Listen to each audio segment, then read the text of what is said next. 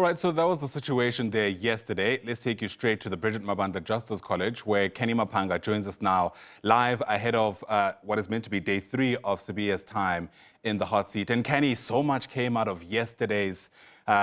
testimony, you know, questions around BBLs, Kat Matlala apparently donating 10 fridges, and of course, what we know about the Political Killings Task Team and that controversial directive on the 31st of December 2024.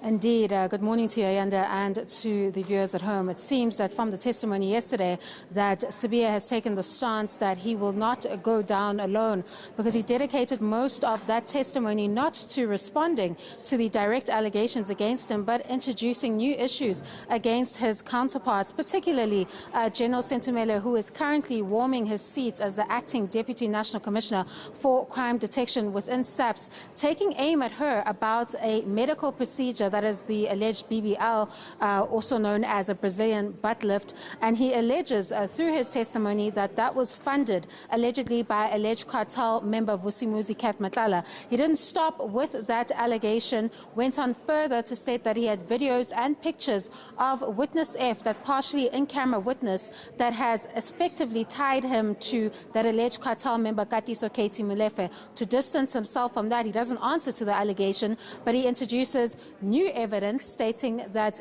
witness F enjoys a close relationship allegedly with General Senzo Mchunu, and he has videos and photos to prove it. That is yet again another common practice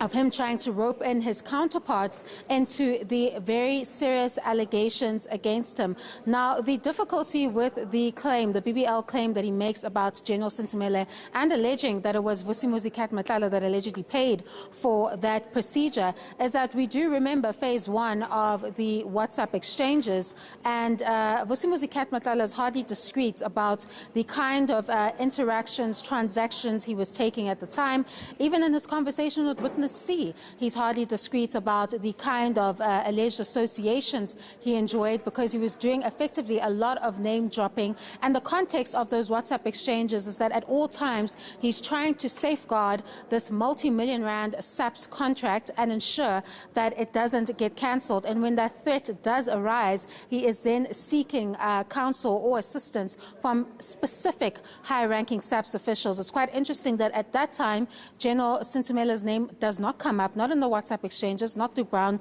Mokhotsi's evidence, not even through Lieutenant-General Kumalo's evidence or witness C's evidence of that recording following the arrest of Vusimuzi Kat Matlala. So it raises a question as to what exactly was the alleged motive behind bringing this new issue to the Commission. Was it a sincere attempt to flag possible compromise in other senior SABC officials, or was it just something put out there in retaliation to her evidence that did not favor him when she appeared during phase 1? And effectively, all that it does in that context is that it possibly shames or humiliates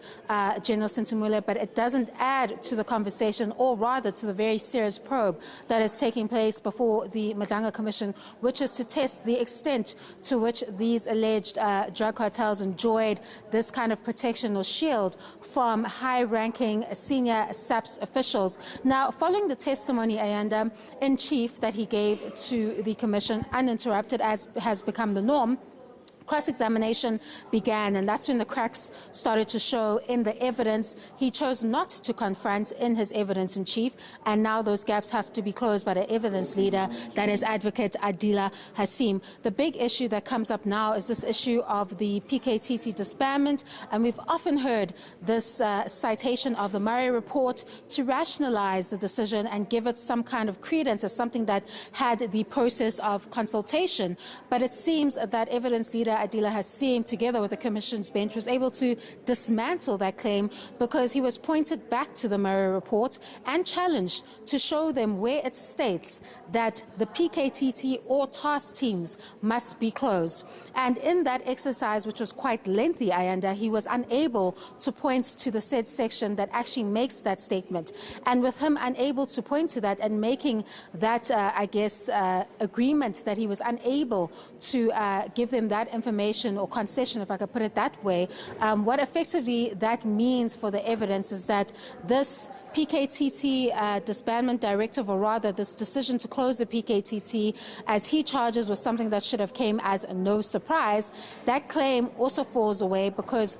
of course, the commissioners such as General Fanny Masumola, apologies, and General Mkhwanazi and Advocate Elaine Harrison obviously would not know about the contents of such a said decision, because it's clear from the fact that they were able to get that concession, that consultation actually didn't take place in the PKTT directive, or rather the decision, which then also raises the question, Ayanda, of what informed the decision to close the PKTT and why Sibiya holds the view that he had no surprise, or it came as no surprise to him. What did he know prior to that particular directive that was looming or was coming or was going to take place? Why was he so confident in this decision? And then, of course, it also raises other questions, Ayanda, as to if he is advancing that it was a general task team directive that was being advanced in that report, then, of course, why was the PKTT singled out and not another unit? Why was it just the PKTT that had to be closed